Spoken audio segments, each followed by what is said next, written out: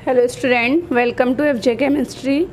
आज हम डिस्कस करते हैं साइंस और आज का टॉपिक हमारे क्लास 9th एंड 10th दोनों के लिए रहेगा। क्या है topic? Rules for writing the formula of molecular compounds. कि किसी भी मॉलिक्यूलर कंपाउंड्स के लिए फॉर्मूले को हम राइट करने के क्या क्या रूल्स फॉलो करेंगे। कोई भी कंपाउंड है उसके फॉर्मूलेज़ हमें याद नहीं करने हैं, उसके फॉर्मूलेज़ लिखने का तरीका हमें जानना है कि किसी भी मॉलिक्यूलर कंपाउंड के फॉर्मूलेज़ को हम किस टाइप से लिख सकते हैं। तो उसके लिए हमें कुछ स्टेप्स फॉलो करने पड़ेंगे। फर्स्ट स्टेप में हमें सिंबल्स ऑफ एलिमेंट्स, कि जो भी एलिमेंट्स होते हैं उनके क्या सिंबल्स हैं विद एटॉमिक नंबर और उनके एटॉमिक नंबर क्या हैं, कि जो भी एलिमेंट्स है उसका आपको सिंबल्स पता होने चाहिए। सिंबल के अदरवाइज़ आपको पता होना चाहिए कि उस एलिमेंट का एटॉमिक नंबर क्या है। अगर सेकंड हम फॉलो करें तो सेकंड क्या रहेगा कि इलेक्ट्रॉनिक कन्फिग्रेशन आना चाहिए आपको। और थर्ड, जब हम इलेक्ट्रॉनिक कन्फिग्रेशन हमसे आ जाएगा तो फिर हम वैलेंसी ऑफ एलिमेंट भी बता सकते हैं।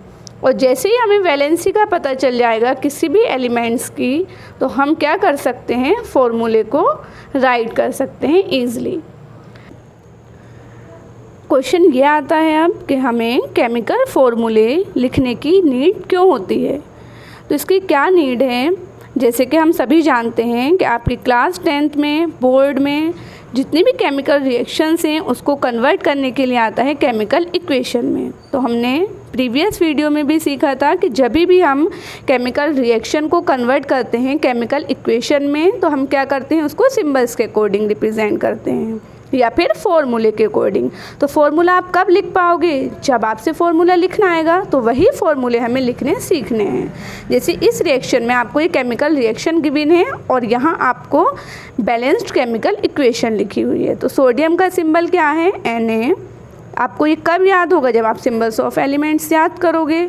सेम थिंग, सल्फ्यूरिक एसिड का फॉर्मूला क्या होता है? H2SO4। तो जब भी सोडियम रिएक्ट करता है सल्फ्यूरिक एसिड से तो किसका फॉर्मेशन हुआ? Sodium sulphate. सोडियम सल्फेट का फॉर्मूला क्या आएगा? Na2SO4। तो ये फॉर्मूला आप कब लिख पाओगे? जब आपको लिखना आएगा ना कि केमिकल फार्मूला हम किस टाइप से लिखते हैं। तो आज की वीडियो में हम केमिकल फार्मूला लिखना सीखेंगे कि सोडियम सल्फेट का केमिकल फार्मूला क्या है? Na2SO4। Same thing next chemical reaction में आपको गिवन है magnesium react with sulphuric acid to form magnesium sulphate and hydrogen. तो यहाँ आपको symbols of magnesium Mg, formula of sulphuric acid H2SO4, magnesium sulphate का formula क्या आएगा? MgSO4। तो आपको ये याद नहीं करना है। हम कहाँ तक याद कर पाएंगे केमिकल रिएक्शंस? नहीं ना भाई, कोई भी रिएक्शन दे सकते हैं बोर्ड में, तो इनमें हमें फॉर्मूलेज़ को याद नहीं रखना है, हमें ये बनाने सीखने हैं। तो आपका मैग्नीशियम सल्फेट का फॉर्मूला क्या है यहाँ? MgSO4। तो आज की वीडियो में हम यही सीखते हैं। तो इसके लिए हमें क्या करना है, केमिकल फॉर्मूले को लिखने के लिए हमें फर्स्ट स्टेप क्या फॉलो करना है, हमें atomic number, name and symbol of elements पता करने हैं। तो सबसे पहले हमें सिर्फ आपको क्या करना है, 1 to 20, 1 से लेकर 20 तक जो भी एटॉमिक नंबर हैं उनके एलिमेंट और सिंबल के नाम याद करने हैं। तो एटॉमिक नंबर 1 किसका रहता है? हाइड्रोजन। सिंबल क्या रहेगा? H। सेकेंड एटॉमिक नंबर 2 किसका रहेगा? हीलियम, और इसका सिंबल क्या होता है? He। नेक्स्ट एटॉमिक नंबर 3 किसका रहेगा? लिथियम, और इसका सिंबल क्या होता है? Li। यहाँ आपको एक चीज़ याद रखनी है, जब भी किसी एलिमेंट का सिंबल अगर 1 लेटर में है तो वो 1 लेटर ऑलवेज आपका क्या रहेगा, कैसा लेटर बनाएंगे हम इसको? कैपिटल। अगर किसी एलिमेंट का सिंबल 2 लेटर में गिवन है तो आपका जो स्टार्टिंग फर्स्ट लेटर है वो आपका क्या होना चाहिए? कैपिटल। और जो सेकंड लेटर है वो आपका क्या होना चाहिए? स्मॉल लेटर में। जैसे आपका हीलियम में फर्स्ट हाइड्रोजन क्या है? कैपिटल लेटर में है, और जो सेकंड है E वो क्या है? स्मॉल। सेम थिंग लिथियम में भी फर्स्ट लेटर आपका कैपिटल है और सेकंड क्या है? स्मॉल। बेरिलियम एटॉमिक नंबर 4 आपको पता होना चाहिए, और इसका सिंबल क्या होता है? B। 5 atomic number boron, symbol B। 6 carbon का रहेगा, इसका सिंबल आपको C होता है। 7 nitrogen, symbol capital N। 8 oxygen, और इसका सिंबल क्या रहेगा? O। ये आपके बहुत इम्पोर्टेंट है, 6, 7, 8 इनको आपको बिल्कुल भी नहीं भूलना है। 9 एटॉमिक नंबर फ्लोरीन, सिंबल क्या रहेगा F। 10 एटॉमिक नंबर किसका होता है नियोन, इसका सिंबल क्या रहेगा Ne। Atomic number 11 very important किसका होता है सोडियम, इसका आपको सिंबल बहुत ध्यान से याद रखना है। सोडियम का सिंबल क्या होता है Na। Next atomic number 12 magnesium, symbol क्या रहेगा Mg। 13 किसका होता है एल्यूमिनियम और सिंबल क्या रहेगा इसका Al।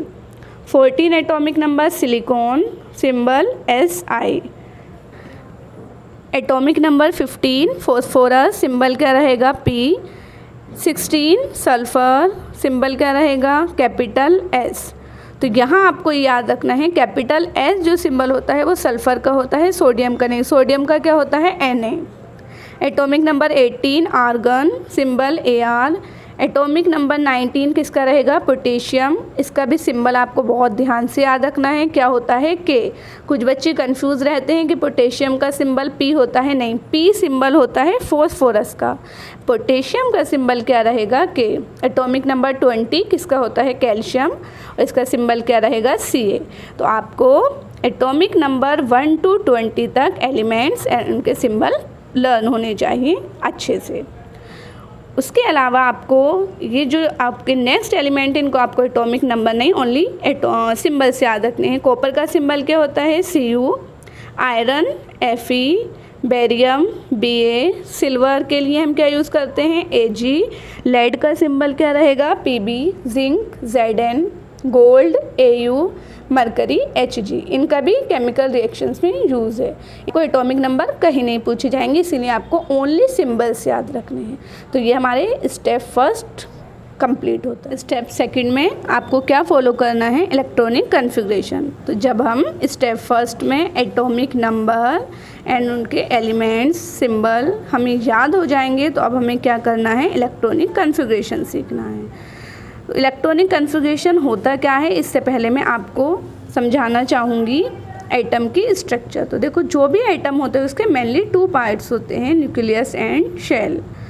आपके जो न्यूक्लियस, क्योंकि एटम जो होता है वो वेरी वेरी स्मॉल पार्टिकल्स से मिलकर बनते हैं जिन्हें हम सब एटॉमिक पार्टिकल्स बोलते हैं, जो कॉमनली कितने हैं इलेक्ट्रॉन, प्रोटॉन एंड न्यूट्रॉन। तो जो इलेक्ट्रॉन होते हैं ये कहाँ प्रेजेंट होते हैं आउट ऑफ न्यूक्लियस, जो प्रेजेंट होते हैं शेल में, और न्यूक्लियस के अंदर क्या प्रेजेंट होते हैं न्यूट्रॉन एंड प्रोटॉन। तो ये जो आउट ऑफ न्यूक्लियस जो आपके शेल हैं, इन शेल में क्या प्रेजेंट है इलेक्ट्रॉन।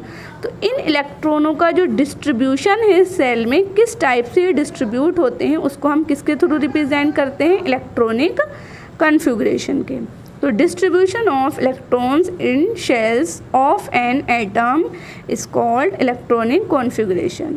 कि किसी भी एटम की जो शेल्स होती हैं उसमें इलेक्ट्रॉन्स को किस टाइप से डिस्ट्रीब्यूट किया जा रहा है वो हम किसके थ्रू रिप्रेजेंट करेंगे इलेक्ट्रॉनिक कॉन्फ़िगरेशन के थ्रू।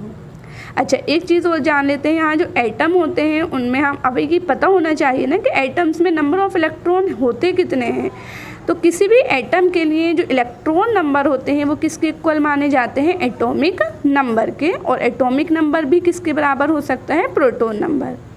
किसी भी एटम में इलेक्ट्रॉन नंबर, उसका एटॉमिक नंबर और प्रोटॉन नंबर ऑलवेज सेम रहेंगे। तो अब आपको ये इलेक्ट्रॉन नंबर का कब पता चलेगा, जब आपको एटॉमिक नंबर याद होगा। फॉर एग्जाम्पल अगर आपसे पूछा जाए कार्बन एटम है, इसमें बताइए आप नंबर ऑफ इलेक्ट्रॉन्स कितने हैं, तो आप कैसे पता करोगे जब आपको इसका एटॉमिक नंबर याद होगा। तो एटॉमिक नंबर कितना होता है इसका 6, तो इलेक्ट्रॉन नंबर भी कितने हो जाएंगे कार्बन में 6 इलेक्ट्रॉन। ठीक है, चलिए अब हम यहाँ जान लेते हैं कि जो आउट ऑफ न्यूक्लियस पार्ट है जिसे हमने शेल नाम दिया था, तो ये जो शेल्स होती हैं इसको हम कैसे क्या बोल सकते हैं KLMN। ये जो आपकी जो फर्स्ट वाली है इसको हम K बोल सकते हैं, सेकंड वाली को L और थर्ड वाली M। और KLMN इसकी वैल्यू क्या होती है, K के लिए हम 1 यूज़ करते हैं मतलब पहली शेल के लिए, L सेकंड सेल के लिए, M रिप्रेजेंट करता है थर्ड सेल को और N रिप्रेजेंट करेगा फोर्थ। इससे आगे भी हो सकते हैं। अब जो शेल्स होती हैं इन्हीं शेल्स में पार्ट होता है एक सब शेल। किसी भी शेल में क्या पार्ट होता है, सब शेल्स। तो सब शेल्स कितनी होती हैं, जो पहली, अच्छा ये सब शेल्स जो होती हैं 4 टाइप्स की रहेंगी, S, P, D, F, और इनको हम स्मॉल लेटर में रिप्रेजेंट करते हैं। सब शेल कितने टाइप की रहेंगी, 4 टाइप्स की, S, P, D, F। तो किसी भी शेल में क्या प्रेजेंट होती हैं, सब शेल। तो जो आपकी फर्स्ट सेल होगी उसमें ओनली एक ही सब शेल होगी, S। सेकंड सेल में 2 सब शेल होंगी, मतलब S सब शेल भी रहेगी और P भी रहेगी। थर्ड शेल में आपकी 3 ही सब शेल होंगी, S, P, D, और फोर्थ सेल में आपकी 4 सब शेल होंगी, S, P, D, F। ठीक है, तो इतना क्लियर है। शेल्स में क्या प्रेजेंट होती हैं, सब शेल। अब सब शेल में भी क्या प्रेजेंट होते हैं, ऑर्बिटल्स। तो जो आपकी S सब शेल होती है उसमें एक ऑर्बिटल होता है, तो और जो P सब शेल होती है उसमें होते हैं 3 ऑर्बिटल्स। तो यहाँ आपकी जो सेकंड शेल है उसमें हमने क्या देखा था, 2 सब शेल थी, S एंड P। तो S सब शेल में एक हो जाएगा ऑर्बिटल और P में हो जाएंगे 3। तो टोटल कितना बना यहाँ, 4। सेम थिंग यहाँ S सब शेल में एक ऑर्बिटल होता है, P सब शेल में 3 ऑर्बिटल होते हैं, और D सब शेल में कितने होते हैं, 5। तो 5, 3, 8 और 1, 9। तो आपकी जो थर्ड शेल होगी उसमें टोटल नंबर ऑफ ऑर्बिटल्स कितने हो जाएंगे, 9। सेम थिंग जो फोर्थ सब शेल है, फोर्थ सेल में हमने देखा 4 सब शेल होती हैं, S, P, D, F। तो इसमें नंबर ऑफ ऑर्बिटल्स कितने आएंगे, 16। कैसे आएंगे, क्योंकि हमने जाना S सब शेल में ओनली 1 ऑर्बिटल होते हैं, P सब शेल में कितने ऑर्बिटल होते हैं, 3, D सब शेल में नंबर ऑफ ऑर्बिटल्स होते हैं 5 और F में होते हैं 7। तो टोटल कितनी हो जाएंगी, 16। अब जो जैसे हमने देखा शेल में प्रेजेंट होती हैं सब शेल्स में क्या होते हैं, ऑर्बिटल्स, और इन ऑर्बिटल्स में फील होते हैं क्या, इलेक्ट्रॉन्स। तो अगर आपके एक ऑर्बिटल है तो उसमें एक ऑर्बिटल में मैक्सिमम नंबर ऑफ इलेक्ट्रॉन्स कितने एंटर कर सकते हैं, 2।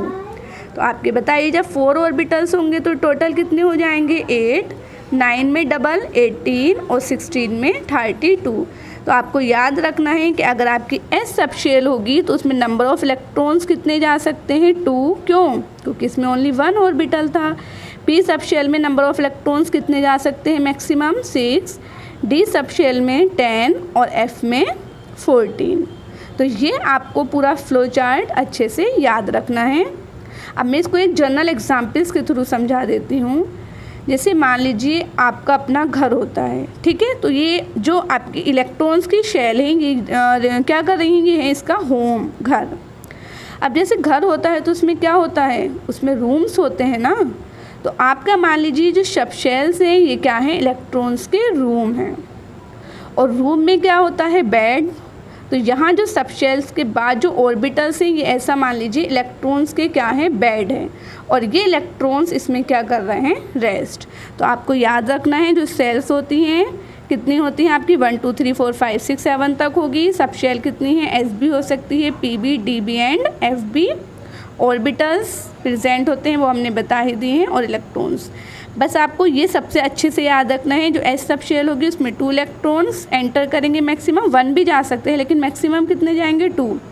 P सब शेल में आपके 1 to 6 मतलब 1, 2, 3, 4, 5, 6 तक जा सकते हैं, मैक्सिमम 7 जो है वो एंटर नहीं करेगा। D में कितने जा सकते हैं, मैक्सिमम 10 मतलब 1 से लेकर 10 तक एंट्री कर सकते हैं D सब शेल में। F सब शेल में नंबर ऑफ इलेक्ट्रॉन्स कितने जा सकते हैं, मैक्सिमम 14 मतलब 1 to 14 कहाँ जा सकते हैं, F सब शेल में। आइए अब हम इलेक्ट्रॉनिक कॉन्फ़िगरेशन को एग्जाम्पल के थ्रू समझ लेते हैं। तो हमने फर्स्ट एलिमेंट्स लिया है हाइड्रोजन, जिसका हमें इलेक्ट्रॉनिक कॉन्फ़िगरेशन करना है। तो इलेक्ट्रॉनिक कॉन्फ़िगरेशन करने से पहले एक आपको प्रिंसिपल पता होना चाहिए, ऑफ बाउ प्रिंसिपल। इसी के अकॉर्डिंग हम क्या करते हैं, इलेक्ट्रॉनिक कॉन्फ़िगरेशन। तो इसमें क्या है कि इलेक्ट्रॉन जो होते हैं वो सबसे पहले किस में एंटर करेंगे, 1s में, उसके बाद किस में जाएंगे, 2s, 2p के बाद किस में एंट्री करेंगे, 3s में, उसके बाद एंटर होंगे 3p में। और इसमें आपको याद रखना है कि 3p के बाद इलेक्ट्रॉन जो एंटर करते हैं वो किस में करते हैं, 4s में पहले जाते हैं, 4s के बाद किस में जाएंगे, 3d में। तो ये आपको याद रखना है। और ये होता क्यों है, क्योंकि यहाँ जो 4s होता है इसकी एनर्जी कम होती है और 3d की एनर्जी क्या होती है, ज़्यादा, और इलेक्ट्रॉन जो एंटर करते हैं वो एनर्जी के इंक्रीजिंग ऑर्डर में एंट्री करते हैं। तो आपको इलेक्ट्रॉनिक कन्फिग्रेशन के लिए सबसे पहले सिंबल पता होना चाहिए एलिमेंट का। तो सिंबल ऑफ हाइड्रोजन क्या होता है, H।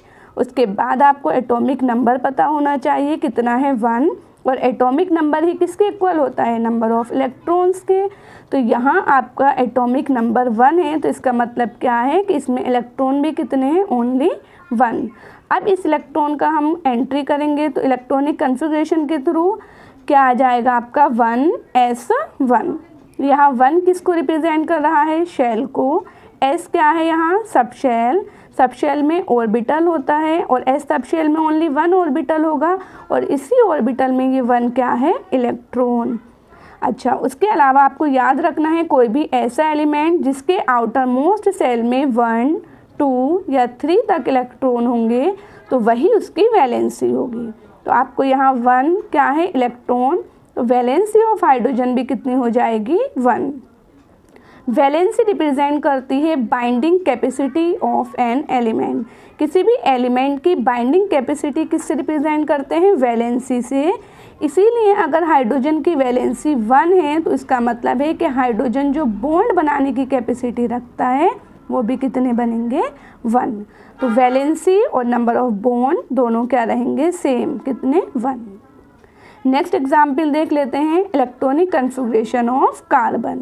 अब हमें क्या करना है, कार्बन का इलेक्ट्रॉनिक कन्फिग्रेशन करना है। तो फर्स्टली हमें कार्बन का सिंबल पता होना चाहिए, C। उसके बाद हमें एटॉमिक नंबर पता होना चाहिए, कितना हो जाएगा, 6। अब एटॉमिक नंबर का मतलब है अगर 6 है तो इसी का क्या है कि नंबर ऑफ इलेक्ट्रॉन भी कितने रहेंगे, 6। अब इन इलेक्ट्रॉन्स को हमें डिस्ट्रीब्यूशन करना है किसके अकॉर्डिंग, ऑफ बाउ प्रिंसिपल के अकॉर्डिंग। तो सबसे पहले 6 इलेक्ट्रॉन में मतलब पहले किस में एंट्री करेंगे, 1s2, क्योंकि s में मैक्सिमम कितने इलेक्ट्रॉन जा सकते हैं, 2। उसके बाद किस में एंट्री करेंगे, 2s में, तो 2s में भी कितने जा सकते हैं, 2। उसके बाद किस में जाएंगे, 2p, 2 तो टोटल नंबर ऑफ इलेक्ट्रॉन कितने थे, 6। तो आपके हो जाएंगे 2, 2 4 और 2 6। अब इसमें ये जो इसकी फर्स्ट सेल आ गई है और ये सेकंड सेल है, और सेकंड सेल आपकी क्या है, सबसे इसकी आउटर मोस्ट सेल कहलाएगी। इसमें नंबर ऑफ इलेक्ट्रॉन्स कितने हैं, 4। अब कार्बन क्या करेगा, क्योंकि किसी भी एलिमेंट के आउटर मोस्ट सेल में अगर वो स्टेबल होता है तो उसके क्या करता है, वो ऑक्टेट रूल को फॉलो करता है। मतलब उसके आउटर मोस्ट सेल में कितने इलेक्ट्रॉन होने चाहिए, 8 इलेक्ट्रॉन। तो कार्बन क्या करेगा, अभी अपने 4 इलेक्ट्रॉन एक्सेप्ट भी नहीं करेगा, रिमूव भी नहीं करेगा, लेकिन यहाँ होती है शेयरिंग ऑफ इलेक्ट्रॉन। बस आपको याद रखना है इसमें भी वैलेंसी ऑफ कार्बन कितनी हो जाएगी, 4, और वैलेंसी किसके बराबर होगी, बॉन्ड के बराबर। Next example, sodium. सोडियम का इलेक्ट्रॉनिक कन्फिग्रेशन करना है तो पहले सोडियम का सिंबल क्या आ गया, Na, और सोडियम का एटॉमिक नंबर क्या हो जाएगा, 11। अब इसमें नंबर ऑफ इलेक्ट्रॉन्स भी कितने हो जाएंगे, जितना एटॉमिक नंबर है मीन्स कितने इलेक्ट्रॉन है, 11। तो अब हमें इसे करना है तो पहले हम क्या करेंगे, 1s2। 1s2 के बाद कौन सी शेल आएगी, सेकंड, 2s2। उसके बाद 2p6। 2p6 टोटल कितने हो गए, काउंट कर लीजिए, 2, 2 4 और 6 10। अभी कितने हैं, 11। तो आपका किस में जाएगा, 3s1 में। अब इसकी फर्स्ट सेल हो गई है, ये आपकी सेकंड सेल, और ये क्या हो गई है, थर्ड सेल, और यही इसकी क्या हो जाएगी, इसी को हम बोल सकते हैं वैलेंस शेल या फिर आउटर मोस्ट सेल। क्या बोलेंगे, वैलेंस सेल या फिर आउटर मोस्ट सेल। अब इस वैलेंस शेल या आउटर मोस्ट सेल में कितने क्या होने चाहिए, 8 इलेक्ट्रॉन्स होने चाहिए। तो क्या है, ये सोडियम के अभी 1 है तो ये 7 इलेक्ट्रॉन एक्सेप्ट नहीं कर सकता, तो ये क्या करेगा, अपना 1 इलेक्ट्रॉन लॉस कर देगा। जब ये अपना 1 इलेक्ट्रॉन लॉस कर देगा तो इसका आउटर मोस्ट ये वाली बचेगी, तो इसमें कितने हो जाएंगे, 6 to 8। तो इसीलिए लॉस ऑफ इलेक्ट्रॉन करेगा कितने, 1। और जब भी कोई एलिमेंट्स जितने इलेक्ट्रॉन लॉस करता हो या फिर जितने इलेक्ट्रॉन गेन करता हो वही उसकी क्या हो जाएगी, वैलेंसी। तो यहाँ सोडियम की वैलेंसी भी कितनी आएगी 1। अच्छा ये लॉस किस टाइप से करेगा, ये सोडियम था, इसके हमने फर्स्ट सेल में कितने इलेक्ट्रॉन थे 2, सेकंड सेल में नंबर ऑफ इलेक्ट्रॉन कितने हैं 8, थर्ड सेल में नंबर ऑफ इलेक्ट्रॉन 1। अब ये क्या करेगा, एक इलेक्ट्रॉन रिमूव कर देगा, तो यहाँ कितने बच जाएंगे इसके 2, 8। आउटर मोस्ट सेल में कितने इलेक्ट्रॉन बच गए हैं इसके 8। अब जितने भी लॉस ऑफ इलेक्ट्रॉन होते हैं या गेन ऑफ इलेक्ट्रॉन होते हैं वही आपकी किसको रिप्रेजेंट करेंगे, वैलेंसी। और वैलेंसी किसके इक्वल होती है, बॉन्ड के। तो सोडियम की वैलेंसी और बॉन्ड दोनों कितने होंगे 1। अच्छा एक चीज़ और यहाँ आती है कि इस पर चार्ज क्या आएगा, पॉजिटिव या फिर निगेटिव। तो आपको याद रखना है ऑक्टेट मतलब 8 इलेक्ट्रॉन कंप्लीट करने के लिए अगर कोई लॉस ऑफ इलेक्ट्रॉन हो रहा है तो वो ऑलवेज पॉजिटिव चार्ज में कन्वर्ट होगा, मीन्स केटायन बनाएगा। किसका फॉर्मेशन होगा, केटायन का। तो इसीलिए कह सकते हैं कि अगर हमें पता हो कि ऑक्सीडेशन नंबर या चार्ज कितना आएगा तो आपका आएगा +1। क्यों आया है प्लस, क्योंकि इसने लॉस ऑफ इलेक्ट्रॉन किया है। एक और एग्जाम्पल देख लेते हैं, क्लोरीन। अब हमें इलेक्ट्रॉनिक कन्फिगरेशन करना है क्लोरीन का, तो सिंबल क्या होगा Cl और एटॉमिक नंबर क्या होगा 17। अब इसमें नंबर ऑफ इलेक्ट्रॉन भी कितने होंगे 17।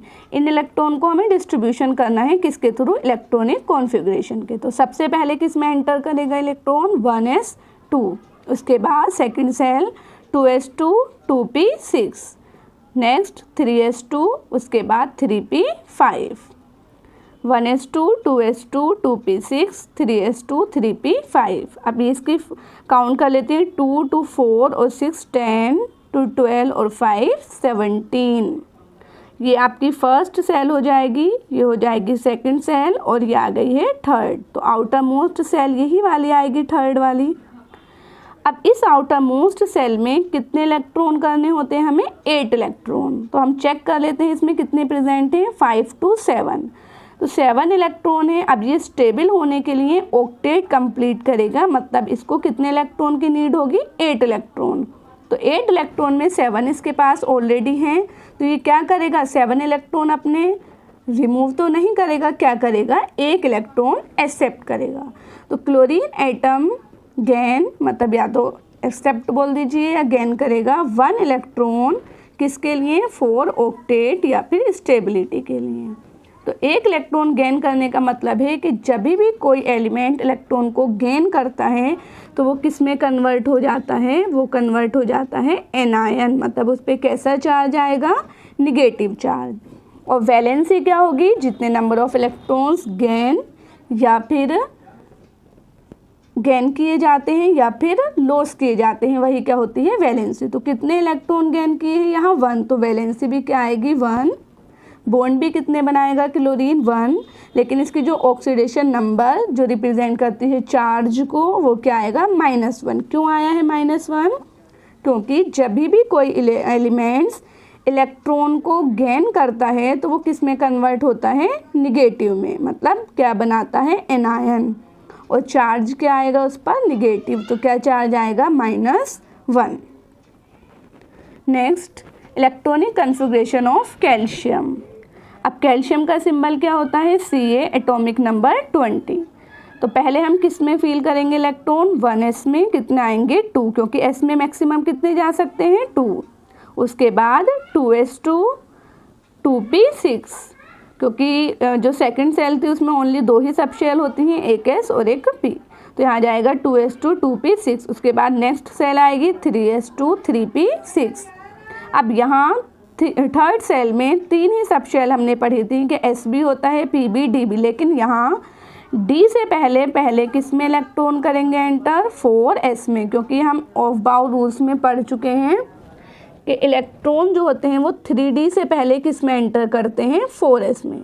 तो यहाँ आपके 3d2 ना करके हम क्या करेंगे 4s2, आपका यहाँ 4s2। तो अब ये इसकी फर्स्ट सेल, ये सेकंड सेल, ये आपकी थर्ड सेल हो जाएगी, और ये कैल्शियम की क्या है 4th सेल, जिसे हम आउटर मोस्ट सेल बोल रहे हैं। अब इस सेल में जो आउटर मोस्ट सेल होती है कितने इलेक्ट्रॉन होने चाहिए according to octet rule, 8 electron, लेकिन यहाँ इसके पास कितने हैं 2। तो अब ये 6 इलेक्ट्रॉन तो एक्सेप्ट कर नहीं सकता, ये क्या करेगा अपने 2 इलेक्ट्रॉन लॉस कर देगा।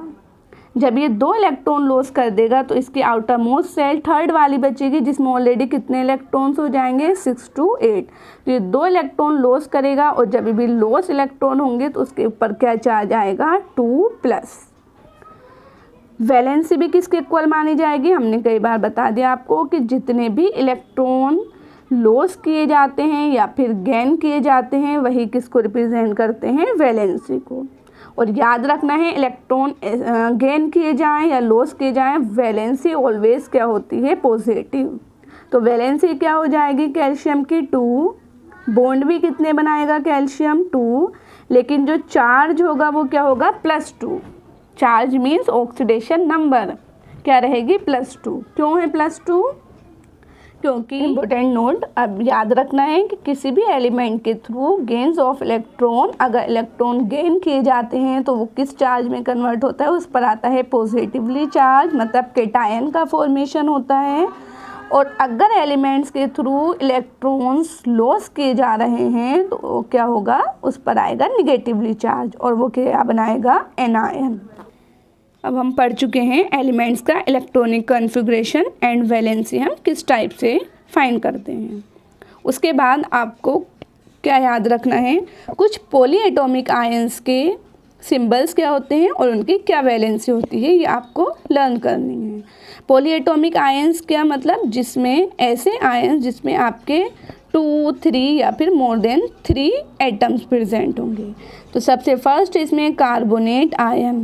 कार्बोनेट आयन का सिंबल क्या होता है, CO3। चार्ज आता है इस पर 2 नेगेटिव और इसकी वैलेंसी क्या रहती है 2। नेक्स्ट है सल्फेट आयन जिसे हम रिप्रेजेंट करते हैं SO4 2 नेगेटिव सिंबल के थ्रू, इसकी वैलेंसी क्या आएगी 2।